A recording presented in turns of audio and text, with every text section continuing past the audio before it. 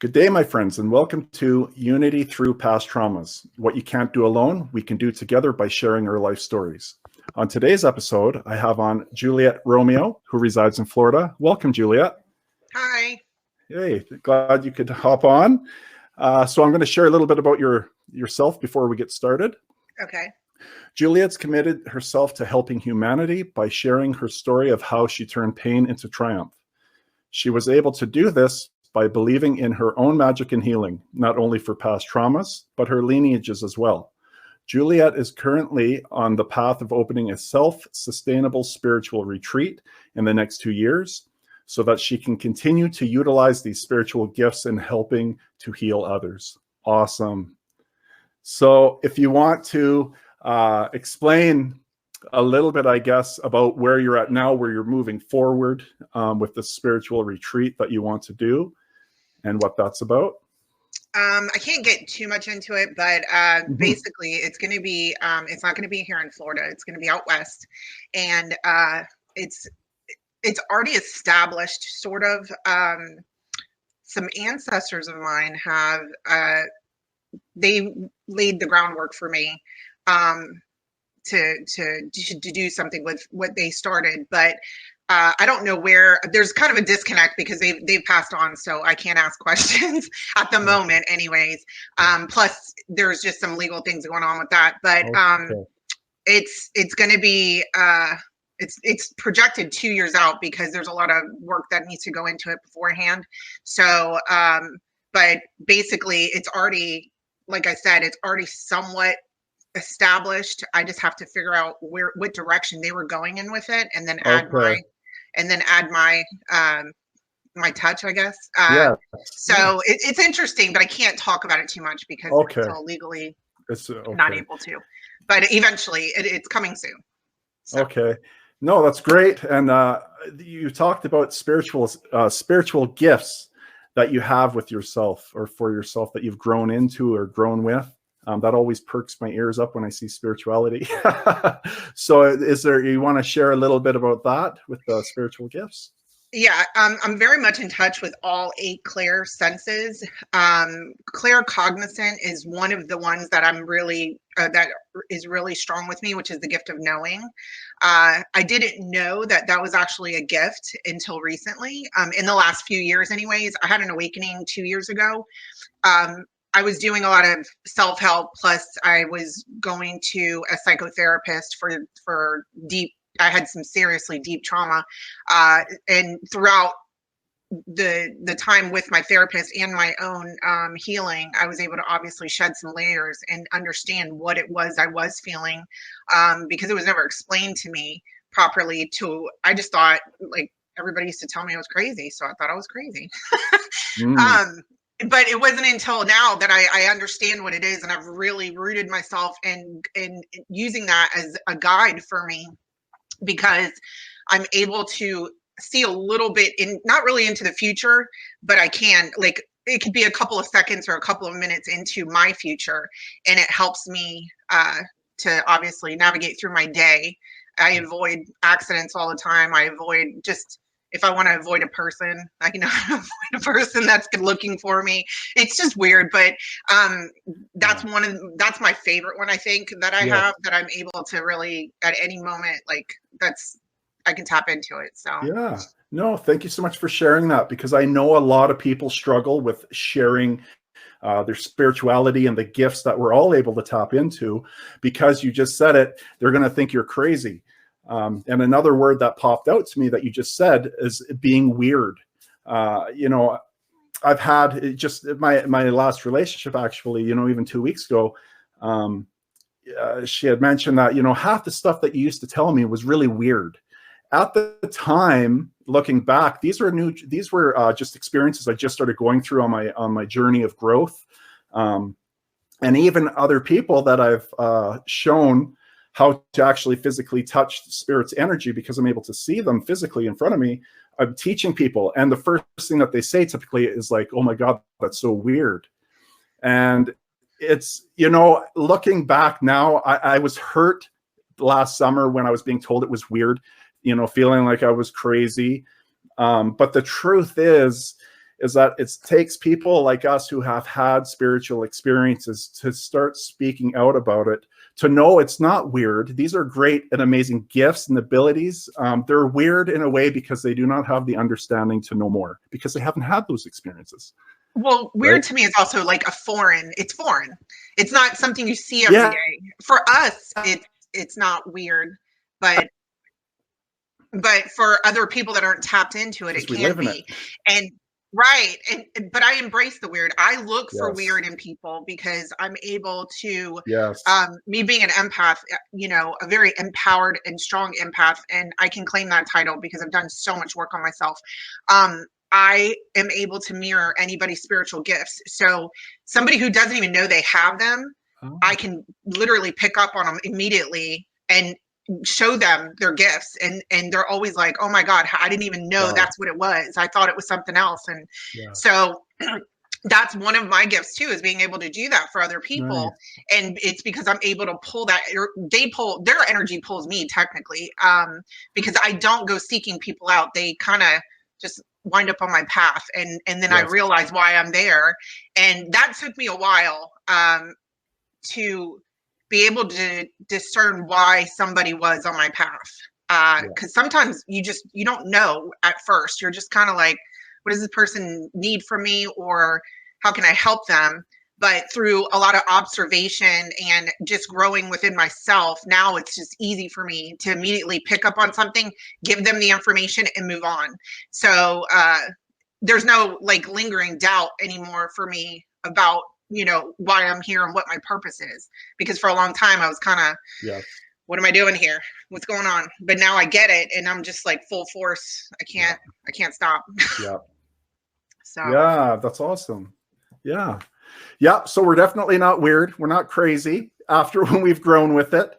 And now we're giving back to teach other people that, the rare gifts and abilities that people do have, that you're not crazy, that we can tap into it even more to start giving back. Because truly, it is about giving back with these gifts to help uplift humanity, to lead better lives, and to overcome the trauma of which we're going to share right now with yourself. And I want to thank you for even coming on and doing this, because it is absolutely huge for you to share about your life and the pain and suffering that you've been through. I just got goosebumps all over. It's an honor for me. It really is. It's an honor for me to serve. So it's like, it literally touches my heart that I've been where I've been and where I'm going to be able to help people. So yeah, it's a beautiful gift. And then what you get back in return is by sharing your own. Yes. So I guess where we can kind of start off is childhood, and what it was like for you as a child before you got into, your first painful experience. Okay. Well, I was technically born into trauma. So I wasn't born into a loving, well, my parents did love each other, but it was a very toxic relationship. So by the time I was born, I was the second child, and they were pretty much already on the outs, as far as their relationship went. So 9 months, when I was 9 months old, my mom decided to leave my father. And so that put her as a single parent at 22 with 2 babies and diapers. And so that was a constant struggle, because she's, 22 years old with 2 kids and no help. And my dad didn't offer any. So that was a struggle growing up, knowing that your father had the means to be able to help, but just for whatever reason he couldn't. And so that was heartbreaking for me not to have that relationship. But my mom had to rely on family to help raise my sister and I, and that led to being sexually molested. And then having to be traumatized over and over and over again, because even after I told, this person was still allowed in my life. They just weren't allowed to be alone with me. So, that sent a message to me that it was okay to live in abuse. And that's exactly what I did for the rest of my life up until a couple of years ago. My mother was also in very abusive relationships, physically abusive, mentally, emotionally, all of those things. And I, of course, inherited that as well. because every relationship I was in, from a young age, turned into somewhat of an abusive relationship because I was toxic. So that's what I was attracting. And I had no idea that that was even, that there actually could be a relationship that wasn't toxic. So it just didn't, that was foreign to me. That made no sense to me. So I just expected everybody to have their own trauma, and that's what it was. And we just lived like that. And for up until a couple years ago, when I started working on myself, and I was taught different because I unlearned all the things that I was taught, is when I finally tapped into really what a healthy relationship looks like. And it had to start with me setting boundaries for my friends. I lost a lot of friends, and I'm okay with that, because they were toxic. You know, I was a people pleaser, so I would go above and beyond for people, and they wouldn't do the same. And I never was angry at them for not, but it did hurt my feelings at times if I did need something and they just, you know, couldn't do it or wouldn't do it. Where here I am constantly giving and giving and giving, and not setting any boundaries. You know, it was my own fault, but I didn't know at the time. Oh, you didn't? Yeah. No, I was so unaware of myself. I look back and I'm like, I don't even know who that person is. And even people that knew me back then and know me now, they're just like, wow, I want to get to where you're at now. And I'm like, you know, I had to go through some stuff to get here. It was a lot of work, a Yeah. lot of inner self work with reaching out for help. You know, as a child, when you first went through, as much as you want to share, you know, when you first are going through that experience, that horrible experience as a child, how old were you around that time? 4. 3, Oh, you 4. were 4. And then how long did that last for you with the sexual abuse? A couple of years. So it was like well, I told when I was 4, but I think it was like a 2-year period. I'm sure. You know, it was a long time ago, but yeah. yeah, I think it was like a 2-year period, and I think I was 4 when I actually told. Yeah. But it could have been longer. I mean, I only remember it so much. Yeah. And we block, you know, a lot of us, most of us anyways, I would think we block, you know, I have a hard time remembering my childhood and teen years. I block a lot of it out from certain things, right? But do you, because I'm huge on feelings and emotions, and this is how we overcome things in life, you know, during that time at such a young age, from what you can remember, and this is important for other people who might have children, or, you know, other people who went through the same thing, you know, those feelings and emotions that you went through at that time, you know, were you beating yourself up? What were the things you were going through that you can kind of recall? You know, no. Well, during the actual incidents, yeah, it obviously was very painful because I didn't understand, but I knew it wasn't right. When I told, it wasn't that I felt good telling. I didn't understand what was happening, obviously. I mean, it was you know, adolescent, but it was more, I think, after the fact, because I had to see this person all the time. That was more torturous for me because it was like, how, you know, obviously it would trigger those emotions of what happened. So it was a constant reminder. And when you're a little kid, you don't know how to process your emotions. You don't know what it is that you're even feeling. So I was always holding on to this nasty energy because that's all I knew. So that I carried that for a long, long time. And it wasn't until, honestly, just a few years ago, I just shared this story recently in one of my groups. That particular person needed my help a couple years ago. And immediately I was in my mind, nope, not doing it. And then I thought about it and I was like, he's asking me because there's no one else he can ask. And I agreed to it. So, and what it requires of me is I have to communicate with him on a monthly basis in order to help him. And I'm okay with that. he's asked for forgiveness. I've given it to him, and I've tried to help him move on past it because I've moved on past it. But it's very healing for me to be able to literally do something, give back to that person, because I carried that angst for so long, and that nasty feeling, and I don't have that anymore. I still at times get annoyed with myself because I'm like, why did I agree to help this Yeah.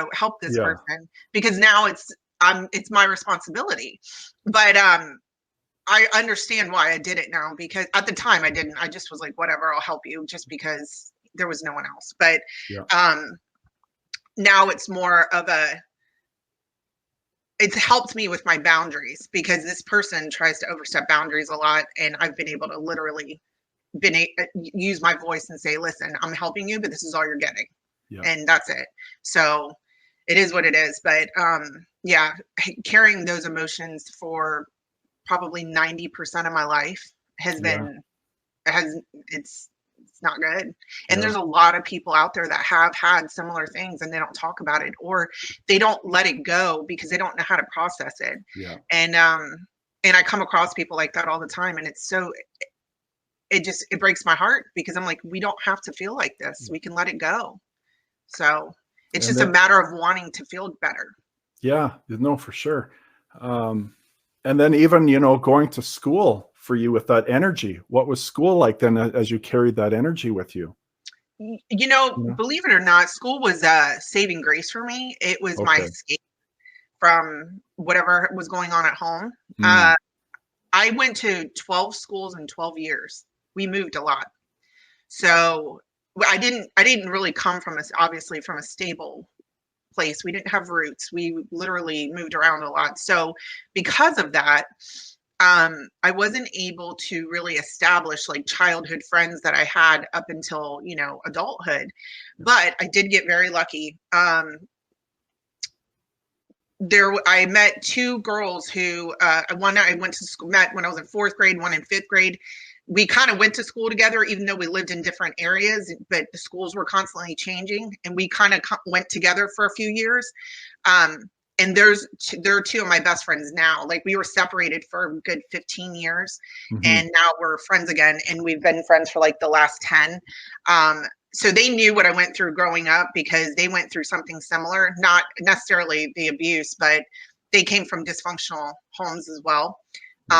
So when we were younger, we always stuck together. We didn't talk about what was going on. Sometimes we did, I guess, if we were in trouble or whatever. But I never brought it to school. It's almost like, when you have a job, you got to leave your problems at the door. And I had that mindset and was able to walk into school and love all my friends and love my life and love myself. And I was able to turn that off until I got home anyway. So I was lucky, but that's not good either, because you're still holding on to it. You're just turning it off. But you're young. So what else, we don't, until we're adults, where we can start to manage our own lives, to understand a lot more. That's when we can start doing the actual work, whenever that is for us. Right. But that must have been, I can't imagine, at a young age, telling your family something so horrible. And was it that, did they believe you even? Oh, yeah. So they believed you. And then all those years, Christmas, or all those times where you're around him and he's still coming around and it's okay. I can't imagine, what were your feelings and emotions like during those times? Not good. I hated the holidays, hated them, because I knew I was going to have to see him. So it was, I didn't understand. It really, up until a couple of years ago, I just didn't even understand why he was allowed to be around me. But I understand now the abuse that went on in my family prior to me even coming around. So it was just passed on trauma, really, is what it was. And it was just one of those things, brush it under the rug and everybody go back to their business. And that's just how they dealt with things. They didn't realize what they were actually doing to themselves or to, future generations by not dealing with it. So now that I realize what happened, and I've healed myself, I'm able to identify it in other family members and help. So that's it. We take, all the trauma that we've been through, we're taking it. We have the red flags and signs for ourselves to know with other people, and we can help those other people. yes. So it's almost like the way I look at my life, it's like I'm actually happy for all the pain and suffering I went through as a child in the form and ways I went through, to have my life at where my life is at today with the love and joy I have to help others. I would almost, as messed up as it sounds, I'd almost do it all over again to live the next half of my life to be able to give back to those people who suffered in the different ways that I did. I agree. That's exactly where I'm at too. I'm like, whenever I share a story and people are like, I'm so sorry you went through that. I'm like, I'm not. Yeah. I'm actually like, let me tell you what that did for me. It taught me resilience. It taught me how to deal with things that I never thought I could live through. I can literally live through anything at this point, and that's how I feel. I mean, there's not a situation I haven't been in, because through my own course of action, of course, after dealing with the trauma, not dealing with the trauma and carrying it, I put myself in really, really messed up situations in my life, and I'm still here. So that just confirms to me that I'm doing exactly what I'm supposed to be doing, and I went through what I went through in order to help others. So I'm not sorry. Yeah.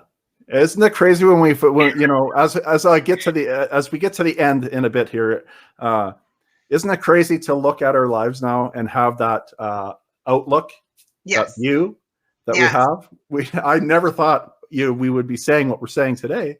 I know. I didn't either. I hid my trauma for so many years, afraid to tell anybody, even relationships that I was in. I was married once. My ex-husband has no idea that I went through half of what I went through. I never shared that with him, because I was so ashamed of it. And I'm like, there's nothing to be ashamed of.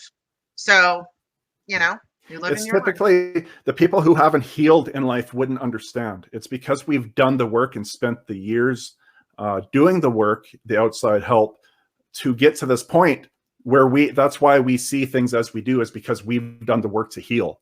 Right. So, getting past a little bit later in your life, in your when you're a teenager, were you suffering in any way still from what you went through as a child, like as far as like suicide or addictions? Did you go through any of the attempts or the thoughts? No. Luckily for me, I was not anything like I didn't, because I moved so much, I was just always trying to find my footing, and I wasn't able to really sit long enough with my thoughts. It was always gotta go. So I never was able to process anything. So I didn't have those thoughts.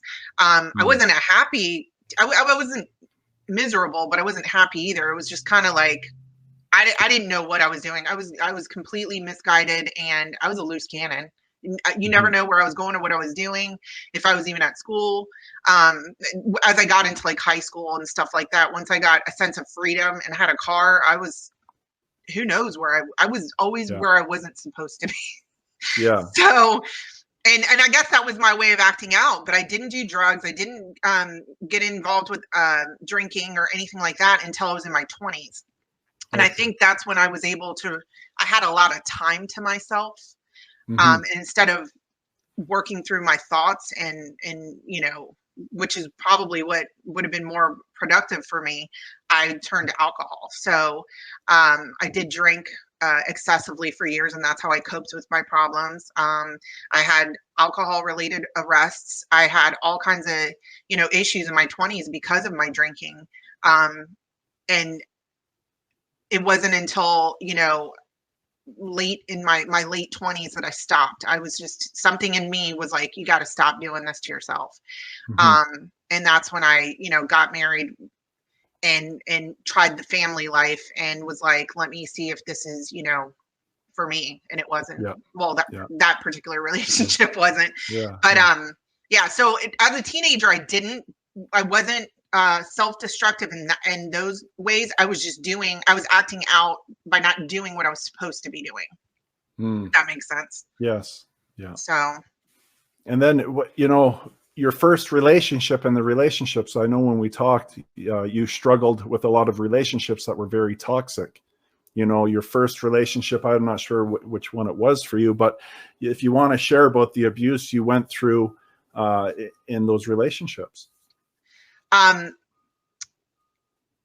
My last long-term relationship was probably the most toxic. It was physically abusive. That wasn't the first time that somebody actually put their hands on me, though. I had abuse in the past, but I left. This particular relationship, though, was after my marriage, and I was so broken and so traumatized that I literally allowed somebody who was just as toxic as I was into my life immediately and with open arms, and didn't even realize what I was walking myself into. And they were an alcoholic and very abusive. And I stayed for about 5 years, on and off for 5 years, because it was fight or flight all the time for me. And I don't know what kept me going back. And I thought it was, you know, the typical empath in me thinking I can fix somebody. And I thought if I could love him enough, he could love himself. And that was literally my thought pattern. I had no idea that that wasn't even a thing. So eventually I left, and I stayed in communication with him, even as a friend, because I still felt like I could help him. And it wasn't until last year sometime that I finally cut it off completely, because it was so toxic, and I've done so much work on myself that the minute I get any disrespect from somebody, I walk away, and I'm done. And there's not even any room for somebody coming back from that, because they have to be. And I am so overprotective of myself now that I will not put up with any abuse whatsoever from anyone. And then what? No, go ahead. Sorry. No, I was just going to ask, what forms of abuse were you going through? It was in that relationship, it was physical abuse. He put his hands on me several times. Emotional abuse. I mean, he was constantly yelling at me. Yeah, he was very, I'm not going to say he's a full-blown narcissist, but he definitely has the traits. Okay. He came from a very toxic family as well. And that is still a big, huge part of who he is. He hasn't figured out who he is without his family. So that's where his hang up is. And I recognize it, but I can't, and I've never told him, obviously, because he can't hear me anyway. But that's why I stayed around for so long too, thinking I could one day show him what he was doing to himself. But I'm just not, it's not for me to do. And we learn, you know, it's unfortunate that we go through these times trying to help others. And what we end up learning is we lose ourselves with trying to save someone else. And what it comes down to, they need to reach out for help all on their own whenever their rock bottom comes. You know, they might need to lose 3 more relationships, or they might even, you know, God forbid, they go their whole life without getting any help. But it's them as well, you know, with their trauma on whatever level it was for them as a child, never being healed, and unfortunately living life without doing the work like you and I have done today to be where yes. And that's what one of the major things that I've recognized when I'm helping people. If they're not actively helping themselves, I can't help them. Yeah. There's nothing I can say or do that's going to get through to them if they aren't already seeking who they are. So that was a huge life lesson, because that happened a couple times. Obviously, you know, it goes in a spiral. So I had to go through that a couple times before I realized what I was doing to myself by helping somebody who wasn't looking for the help. So it's a hard lesson to learn, but you know what? In all honesty, even what we go through and learn with them, it's our growth as well that we're gaining, even from such a negative experience. We've learned, grown, and evolved from that experience. So we did gain something from it as well. And it's something we won't go back to. Right? Yeah.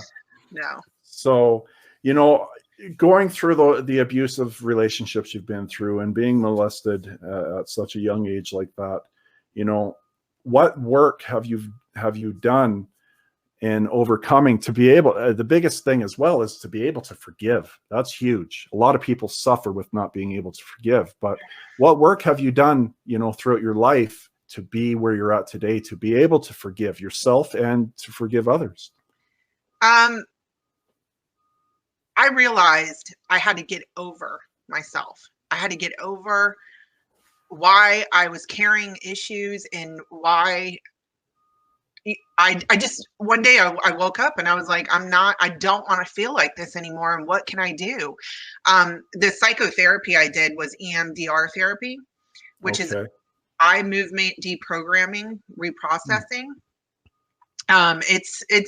It's fairly new therapy. It's been out for a couple of years now. I had never heard of it. My neurologist recommended it, and I didn't even know what it was about. I just said, sign me up because nothing's working. So I'll try anything. Yeah. And it was a saving grace for me. It really helps you work through deep trauma. I had PTSD pretty bad from car accidents and then from the abusive relationships. So that was a big part of why I kept failing in life, because, you know, I always had beautiful places to live. I always managed to get killer jobs, but I was always unhappy. And I was like, what is it that I'm not doing? And I realized it was because I was so disconnected from my own soul that but I didn't know, of course, when I started healing, when I started my healing journey, that's what it was. I had no clue. I was literally so unaware of my spiritual side. I was a walking zombie. Mm-hmm. So through the EMDR therapy and through just my own inner guidance of wanting to feel better, I started walking every day. You know, I'd walk anywhere between 6 and 8 miles. However long I could walk is how long I walked. And I realized the EMDR therapy and the walking kind of go hand in hand, because your eyes are constantly scanning your environment when you're walking, and you're stuck in your head with your own thoughts. And what it does is it triggers your emotions. So I would allow whatever thoughts needed to enter my mind come in and process why am I thinking about this right now? How is this making me feel? And I would literally go from laughing to crying to screaming to singing to you name it. Every emotion you could possibly trigger, I went through in like an hour, and then I would release it. So that's kind of what EMDR does. And then the walking on top of it kind of intensified it, but I didn't know. I went back to my therapist and I told her that. I said, on the days I walk and do therapy, I feel like $1 million. And she goes, well, they kind of go hand in hand, but she didn't tell me that.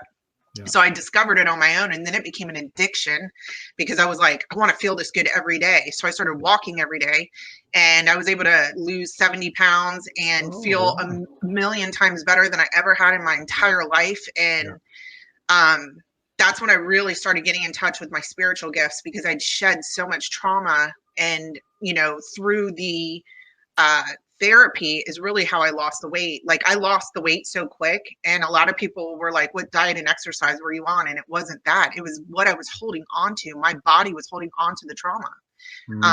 So as I was shedding the trauma, the weight was falling off. So yeah, it was pretty interesting to be going through it at the time, because I'm like, I haven't changed my diet. I mean, I don't really eat bad to begin with, but I didn't cut anything out except, you know, sugar. But outside of that, I was still eating carbs. I was still eating bread and, you know, pasta and things like that. And I just was able to drop all the weight. Yeah. So I was moving the energy in my body. Yeah, I did the same thing last summer. One of the things I overcame was self-sabotaging in my life with food. And it was from doing the work, the inner work that needed to be done. Once that was done, everything else starts transform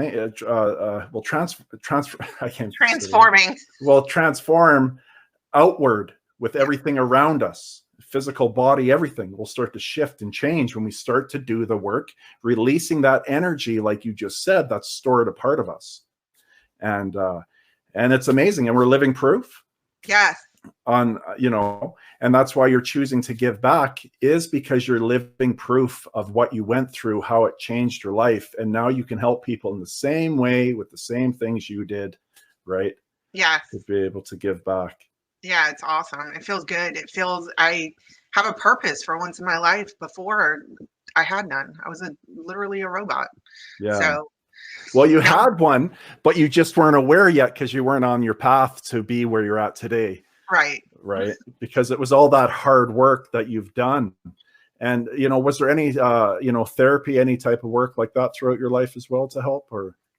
Um, to help me, just Yeah. this therapy, I was already, the only reason I was in that therapy to begin with is because I was in several car accidents.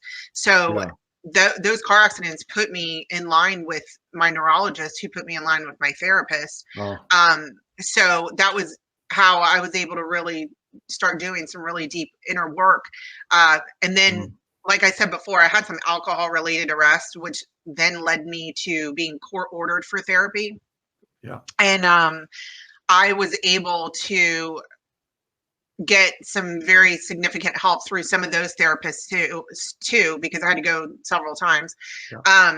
So, therapy is a great avenue for anybody looking to get help. It's just you have to be somewhat what I learned is you have to be somewhat aware of the therapist you're going to and how qualified they are. I literally was put on the path of one therapist. I ended up firing after a couple of sessions because she was actually, what did she say to me? She said something about living in fear. She was basically imposing herself on me, telling me I should be living in fear of something. And because I had done so much work on myself, I was like, this is not, you shouldn't be telling people that. And so I was able to, I had to fire her as my therapist and find a new one. Yeah. But not everybody's has that level of awareness to understand what people are saying to them, because we absorb everything we hear. And there's a reason I'm very cautious about who I'm around, what I do, who I share my energy with. I spend a lot of time alone as much as I can. And that's only because I'm still learning about who I am. And I'm 100% sure of who I am, but I want to embrace myself more and grow into a firmer foundation for myself before I really put myself out there. To a level of just being able to walk in and be Dr. Phil or something. But I'm aware of everything that I consume, whether it be food or TV or I don't even watch TV, very rarely, and everything I listen to. And I encourage other people to be cautious of that too, because people mean well, but they don't know what they're sending sometimes, or they don't know what they're asking you to do that could actually hinder you. So that's a big part of what I try to preach, or not preach, but like explain to people that I am helping, or I have groups, spiritual groups online that, I constantly talk about that. I'm like, you can pick and choose what you want to watch. You shouldn't just accept any kind of information from anybody, because that becomes you. So. And it always comes down, for me, it was always, how do you feel? How does the person you're connecting with make you feel? If you don't feel that you can be open and honest, or you feel like you still need to block, then listen to your feelings, because they're telling you that this is not the right person for you. Right. Right. Right. I agree with that. So, and then I just have on the banners your blog page here for people to join, if you want to share a little bit about that. It's a very open, well, the page is just informational. I put a lot of messages out there, but then there's also a group that you can join where we actually do a lot of healing in the group. I tend to post things that trigger people. So, and I do that on purpose. It doesn't mean that whatever I post is what I'm going through, because 9 times out of 10, it's completely not what I'm going through. I just know I get content that I'm like, this is good, and people need to see this, because I feel like I'm a messenger. I'm given the tools and I'm given the information to pass on. So the only way to teach people is to ask questions. So I'll post things, and if it doesn't sit right with them, they're going to let me know, and then I'm able to help them work through why it's bothering them. So that's what we do in our group anyway. That's good. Bringing awareness, getting things out that you're not really thinking about, that's actually stored inside of you, to work on, to get it out. Yeah, well, a lot of people hold on to things. They have no clue it's They, even there. And even me, I do the same thing, but I like to post in the group so that I can, it helps me because they're reflecting back to me too. So that's a yeah, big part of why I do it. It's not just for them, it's also for me. And yeah, I can't keep going if I'm not constantly learning. So yeah, that's what I was just going to say. We're all learning and growing together. That's why, even with the title of my show, Unity, it's bringing everyone together to be open and honest and to share, because that is going to have a greater impact than what people can truly even understand when we are open and honest yeah. and sharing about these things, right? Hmm. Yeah. So before we go, what are 2 tips that you can give back to others who are suffering, if you want to do one of each, one for sexual abuse to help someone who might be suffering with that right now, and then one with the domestic abuse? Well, both are kind of hand in hand. The Okay. best thing, to do for yourself is to tell someone. Um, and if you go to somebody and they don't listen, keep telling, because eventually you're going to get the right person that's going to be able to help you if you feel like you can't get help yourself. Um, in both situations. When it comes to domestic abuse, though, it is a little harder because you feel like there's nowhere to go. Sometimes you're stuck in that relationship. You might have kids, you might, whatever it is, whatever circumstances you have, there's always an out. Your life is more important than any couch you're sleeping on, any, furniture or clothes that people feel like they can't leave behind. All of that will come back to you. It's materialistic things. The minute you detach from those things, you'll understand how important your life is. So that's one of the things that I had to learn a long time ago too, was not being attached to anything or any situation or any person. And that's helped me get over a lot of things in my life, because I choose to be who I am. Whether anybody likes me or not is not my problem. I speak my truth, and who needs to be here will be here, and who doesn't, oh well, they're the ones missing out. So um, being able to have that confidence that I have now uh, is is a huge blessing, because I'm not afraid to speak on where I'm at, and I'm not afraid to, share that with people, and more people need to do that. So Yes. it's the only way they're going to be able to get help, is to talk about it. Yeah. And I guess the worst thing about physical abuse, you can see it, and it's the emotional abuse, the verbal abuse that you can't see with women trying to leave, and that leaves more of a scar. I mean, all forms of abuse come down to the same area, and that's emotional stored abuse that is inside of us. It's Yeah, that energy. Any form of abuse stores as emotional abuse for what we go absolutely. through. So for people to try to, the worst I would think that just comes to my mind is someone not believing you. You know. Yeah. Well, thankfully, this day and age, you don't even have to tell people exactly what happened to you. You can say, Hmm. I was abused, and people are going to believe you. Hmm. I've been in around women that, or even men, that I've been able to say that and not have to really go into detail, and they're just like, wow, because there's no reason for me to anybody to have to physically share what happened to them, because that's until they're ready. You know what I Yeah. mean? And if they want to Yeah. talk to somebody about it, and they're able to verbalize what they went through, because that's very tough on anybody. Because there's such a stigma about abuse, and people not believing, or, whatever the media Yeah. portrays out Hmm. there. So I definitely agree with you. But as far as people being able to find somebody to believe them, it can be difficult, but you'd be Yeah. surprised. It's Yeah. usually a complete stranger that Hmm. does believe you. So be brave. Yeah. Find your strength. Be brave, because change is around the corner once you make that first step. Yes, Right. absolutely.